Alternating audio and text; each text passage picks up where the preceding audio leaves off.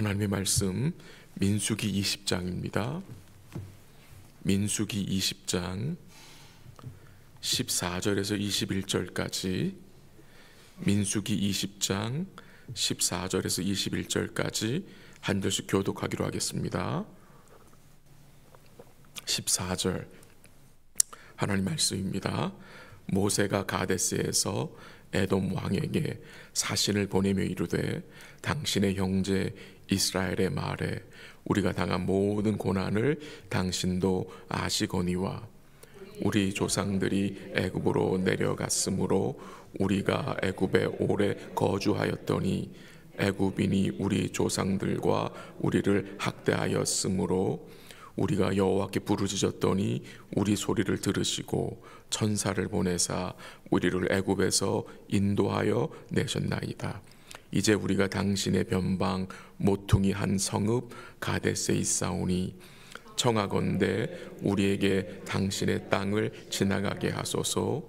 우리가 밭으로나 포도원으로 지나가지 아니하고 우물물도 마시지 아니하고 왕의 큰 길로만 지나가고 당신의 지경에서 지나게 하지 왼쪽으로나 오른쪽으로나 치우치지 아니하리이다 한다고 하라 하였더니, 에돔 왕이 대답하되 너는 우리 가운데로 지나가지 못하리라. 내가 칼을 들고 나아가 너를 대적할까 하노라.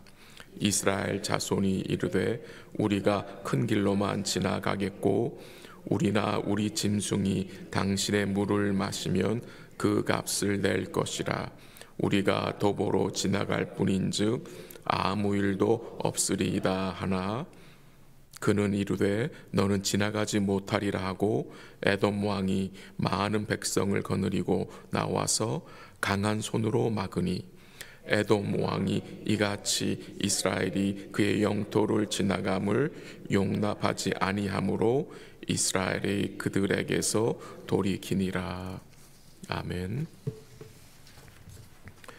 모세가 가데스에서 에돔 왕에게 사자를 보내어서 아주 정중하게 부탁을 했습니다. 그 부탁한 내용이 오늘 본문에 나오는데요, 그 부탁의 내용이 이렇습니다. 우리가 당신의 길을 지나가게 해달라는 부탁입니다. 좌로나 우로나 치우치지 않고 왕의 큰 길로만 도보로 지나갈 것이니 허락해달라고. 이 가나안 땅으로 들어가는 그 지름길이 이 에돔 길이기 때문에 이제 모세가 사신을 보내어서 에돔 왕에게 부탁을 한 것입니다. 그러나 에돔 왕은 모세의 부탁을 단호하게 거절했습니다. 에돔 왕은 칼을 들고 나가서 너희를 대적할 것이라고 말했습니다. 모세는 충분한 보상을 하겠다고 약속을 하면서 재차 부탁하였지만 에돔 왕은 고자세로 거절하였습니다. 그래서 결국 이스라엘 백성들은 어떻게 합니까? 에돔 길을, 에돔을 통과하지 못하고 돌아가기로 결정을 합니다. 모세는 형제 족속인 이 에돔과의 전쟁을 피해서 이제 다른 길로 돌아갑니다. 이 에돔 민족은 에서의 후손들입니다. 원래 야곱의 쌍둥이형 에서의 별명이 에돔이었습니다. 그래서 14절에 보면 모세는 에돔 왕에게 당신의 형제 이스라엘이란 표현을 하면서 당신이 우리가 당한 모든 고난을 잘 안다라고 말했습니다. 이 에서의 후손과 야곱의 후손인 이스라엘이 이 가데스에서 다시 만난 것입니다. 이 에서의 후손들인 에돔 민족은 야곱의 후손들인 이 이스라엘 백성들이 지금까지 어떻게 살아왔는지 다 들었을 것입니다. 이 야곱의 후손들인 이스라엘 백성들은 애굽에서 400년 동안 그 노예 생활을 했잖아요. 그 기간 동안 하나님을 믿지 않은 이 에돔 자손들은 어떻게 됐습니까? 왕국을 이뤘습니다. 세상 사람들의 눈에 강한 민족으로 서 있었습니다. 요즘도 이런 현상들이 눈에 보이죠. 신실하게 신앙생활하는 성도들은 삶에 여러 가지 어려움이 있고 힘든 일이 있는데, 도리어 믿지 않는 사람들은 이 세상에서 아주 형통하게 사는 것처럼 보일 때가 있습니다. 시편 73편을 아삽이 쓴 시편인데요, 거기서 아삽은 뭐라고 고백을 했습니까? 내가 거의 실족할 뻔했었다, 내 걸음이 미끄러질 뻔했었다고 고백을 했는데, 그 이유가 무엇이었습니까? 그가 악인의 형통함을 보았기 때문입니다. 악인의 형통함. 그러나 잠언 23장 17절에 보면은 이런 말씀이 증거됩니다. 내 마음으로 죄인의 형통을 부러워하지 말고 항상 여호와를 경외하라는 말씀이 나옵니다. 죄인의 형통을, 세상 사람들의 형통을 부러워하지 말아라.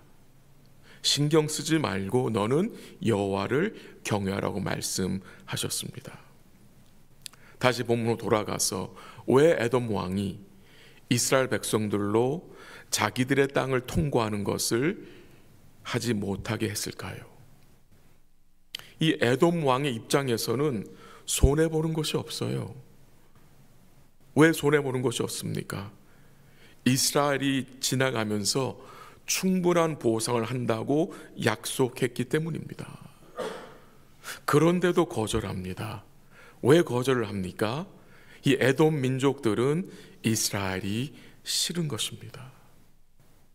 이 에돔 민족들은 이스라엘 백성들이 이 약속의 땅을 받는 것도 싫은 것입니다. 그래서 에돔 왕은 많은 백성을 거느리고 나와서 그 길을 가지 못하도록 칼을 들고 지키겠다고 말한 것입니다. 이런 상황 속에서 하나님의 백성들이 어떻게 반응해야 합니까?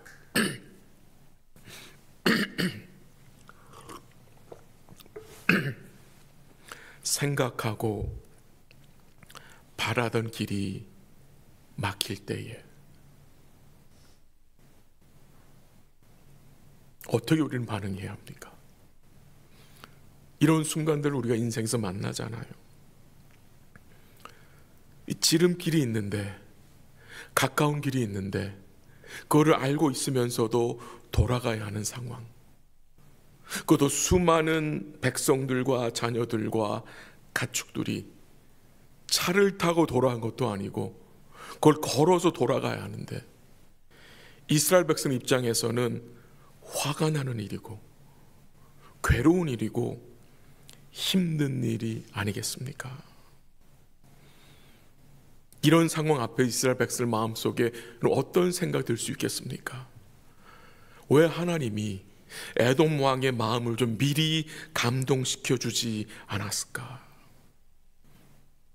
왜 하나님이 그 에돔의 길을 좀 우리를 위해서 열어주지 않았을까라는 생각이 충분히 들 수 있지 않겠습니까?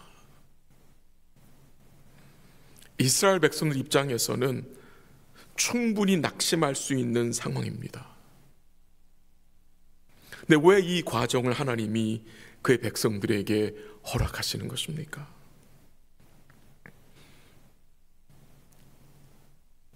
그 답은 너무나 간단한데 그 답이 우리 마음에 와닿지 않을 때가 많아요. 그 답은 이 백성들이 돌아가면서 하나님의 선하심과 인자하심을 더 깊이 깨닫게 하기 위함입니다. 돌아간다 할지라도 그들에게는 부족함이 없음을 배우게 하시기 위함입니다. 이 길이 막혔을 때, 거절당했을 때 이스라엘 백성들이 무력으로나 세상적인 방법을 써서라도 그 에돔 땅을 지나가야 하는 것입니까?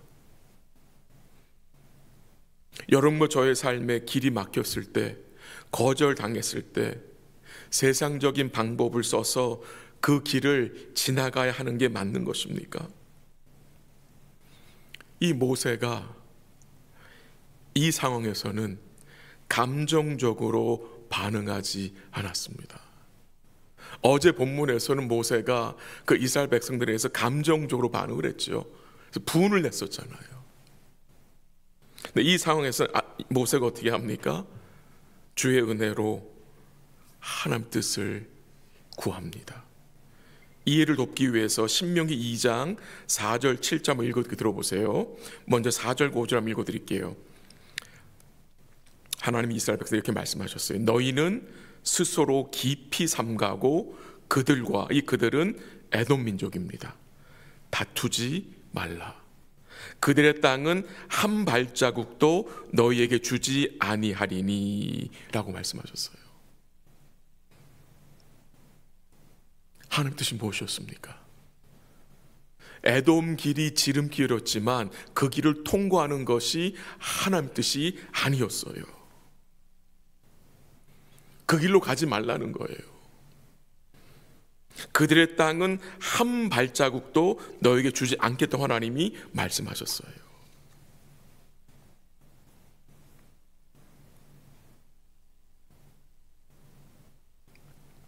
이스라엘 백성들이 광야에서 40년 가까이 지낸 것을 에돔 왕은 그리고 그의 백성들은 잘 알고 있었습니다. 그뿐만이겠습니까? 이스라엘 백성들이 어떻게 그 애굽에서 나오게 되었는지, 이 백성들이 어떻게 광야에서 40년 가까이 살았는지 이 에돔 왕은 다 알고 있었을 것입니다. 근데 그게 두려운 것입니다. 그게 두려운 거예요. 어떻게 40년을 광야에 살았어? 아니 어떻게 그 강대국 애굽에서 이 백성들이 나올 수 있었어? 그게 두려운 거예요. 그래서 에돔 왕은 자기의 땅을 통과하지 못하게 막는 거예요. 두려운 거예요. 혹시 이들이 우리를 치면 어떡하지? 그게 무서워서 돌아가지 못하는 거예요. 에돔 땅을 통과하지 못하고 돌아가는 길이 힘들고 어려운 길이라도 그렇게 해야 하는 이유가 무엇이냐? 하나님의 뜻이기 때문이고, 신명기 2장 7절 이렇게 증거됩니다. 들어오십시오. 내 하나님 여호와께서 내가 하는 모든 일에 내게 복을 주시고 40년 동안 함께 하심으로 내게 부족함이 없게 하셨다. 비록 그들이 돌아가는 현실이지만 하나님은 그들에게 40년 동안 함께 하심으로 이 백성들로 부족함이 없게 하셨기 때문에 돌아가는 상황일지라도 하나님이 이 백성들로 부족함이 없게 하실 것이기 때문에 그 길을 가야 하는 것입니다. 말씀을 정리합니다. 우리가 원하는 길이 막힐 때 있습니다. 거절을 당할 때도 있습니다. 그래서 먼 길을 돌아가야 하는 참 답답한 상황을 만날 때도 있습니다. 근데 그때 우리가 어떻게 반응해야 합니까? 하나님의 선하심과 인자하심을 바라봐야 하는 것입니다. 그것이 믿음인 것입니다. 일이 막힐 때에, 성사가 되지 않았을 때에 우리가 감정적으로 대응하지 않고 바로 그때 더욱 우리는 주의 말씀에 귀를 기울이고 섬세하게 묵상하며 주를 따라가야 하는 것입니다. 여러분과 저에게 이 묵묵함이 있으면 좋겠습니다. 묵묵히 하나님 말씀을 따라 움직이는 교회와 성도가 될 수 있기를 기도합니다. 주님이 여러분과 저희의 길이 되어 주십니다. 주의 말씀이 우리 발의 등과 빛이 되어 주십니다. 비록 돌아가는 현실이라도 그 길이 주님이 허락하신 길이면 그 길은 의의 길이고 그 과정에 분명한 주의 인도하심 있음을 굳게 믿으시고 주의 은혜로 오늘도 우리 삶 속에서 부족함이 없음을 고백하는, 감사하는 복된 날 되시기를 주의 이름으로 간절히 기도합니다. 같이 한번 기도하겠습니다. 하나님 아버지 감사합니다. 오늘도 잠시 말씀을 함께 읽고 살펴보았습니다.